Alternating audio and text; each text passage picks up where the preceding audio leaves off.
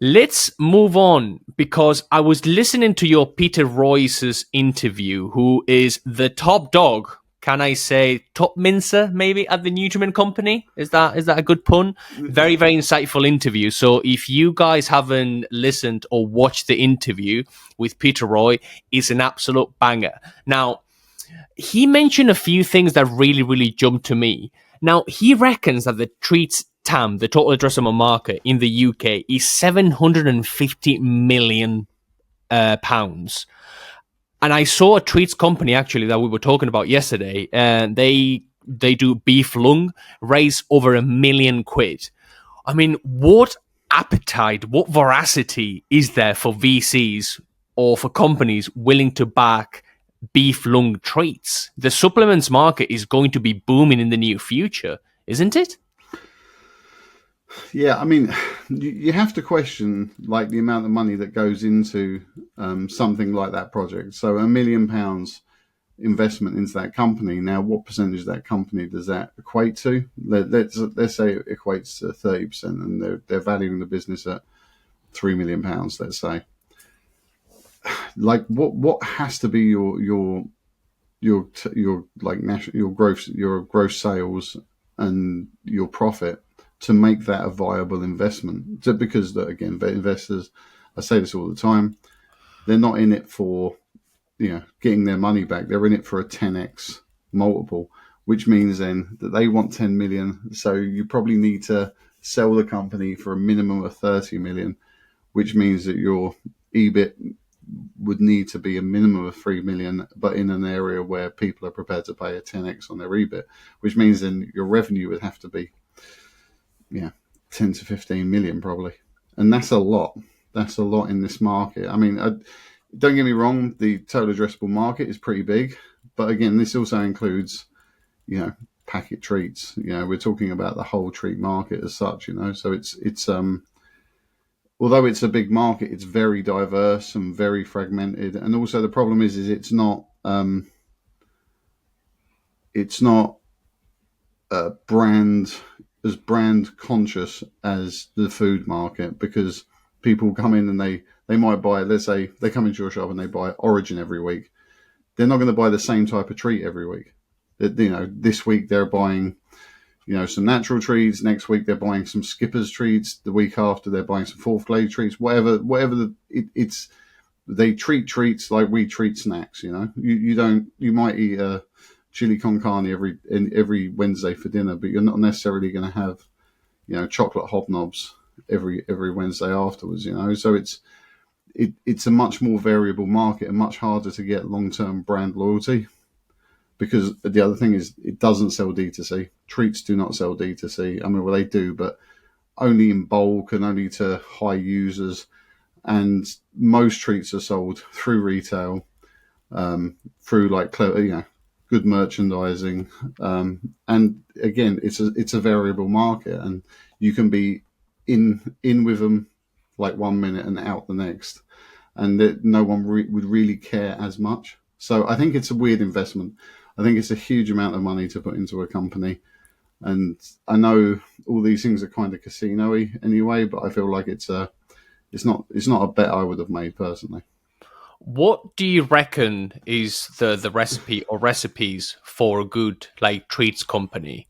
Is it, I don't know, like a 50-50 meat and veg? Is it freeze dried? You have quite a few freeze dried companies now doing freeze dried treats. You have Canagan. I think Nutriment are going to come out with something. You have Koya, obviously. There's quite a few.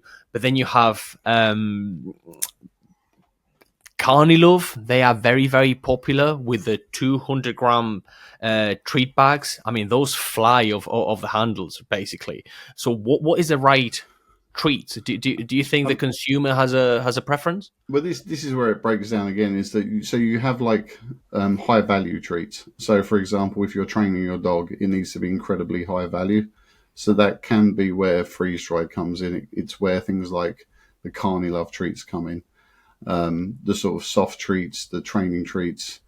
So that's one aspect of the market. The other aspect of the market is the long lasting sort of dental effect treat. So That could be pizzle, it could be, a dental shaped chew, so things that you can leave your dog with safely, well, safishly, and if the dog gets a long period of time out of it, so you have a high perceived value from the treat. And I think then the rest of it is way less interesting. So the interesting thing is about like a buffalo treat company is that it's neither high value nor most of it is not that long lasting. So it then falls into sort of like the impulse category. And so within the impulse category, it's a way less loyal market, because the high value one you kind of have go to. So I'm training my dog. I'm going to give him cheese. I'm going to give him freeze dried. I'm going to give him some kite, because he'll do anything for him. And then you have, let's say, your beef hide, pizzle, dental stick type category, which is either functional or it's long lasting, and it's sort of like, well, he's got to be quiet for the next hour, so I'm going to give him a chew that's going to last him, like an ostrich bone, for example. You're paying 15 quid for an ostrich bone, but because it's honeycombed and it breaks down gradually, you can see a value in paying that 15 quid, because it will keep him going for hours, and he'll just sit and he'll gnaw it, and it's great for his teeth. But then the impulse category, which is the things like the fish type treats, like the skippers type treats, or rodeos, or like I say, like buffalo treats generally, because buffalo treats, because they are generally from Asian origin, they're irradiated, so they don't have the strong smell, they don't have the high reward value. There is some of it, like buffalo pizzle, or maybe some of the throats and stuff, which are slightly longer lasting, but again, they don't really fall into the top end of the long lasting category. So for me, when it came to treats, it was always the best sellers are always high reward or long lasting. Everything else is kind of it's all bits and pieces. Why has no one replicated, that I'm aware, JR, the sticks, the meat sticks? So when it comes to patties, Pet Treats Wholesale, which is owned by Nutriment, they have their own patties, and there's a lot of patties from different companies. There isn't, I don't think, that meat stick from JR or in any other format anywhere. I mean, I've personally visited abattoirs and food processing plants, and I've inquired. I've inquired how do you make this? Where can these be made? And the process is quite difficult. You need special machinery, from where I can gather. But I don't think the machinery is going to cost more than, I don't know, like £1 million or £2 million or whatever. But I don't see another company replicating JR. Do you? And they're a phenomenal company. It's a phenomenal company. Yeah, which has also just been taken over by the Alpha Spirit Group. But yeah, I think like the high meat sticks, they're a great product. But again, I don't think they fall into they probably fall in somewhere in between high reward and long lasting. So they're like an interesting middle point. And I'm not sure that the scale is out there for multiple brands on that particular product. I mean, because you had Burns used to do something similar. Do you remember not Burns dog food, but Burns dog treats? They had a similar kind of product. And look, they always sold well. Like sausages always sell well. But I think that's quite a cultural UK thing, and I'm not sure that the volume of sales is as good outside of the UK for that type of product, to be honest. But I mean, they don't have to be meat sticks. They can be pretzels. They can be Dachshund faces. I don't know. The innovation can be there. Like at the end of the day, a meat stick is a meat stick. It's a meat stick, whether that's like ostrich or kangaroo or whatever. But I don't see other companies like going into that space, and I reckon there's money to be made there.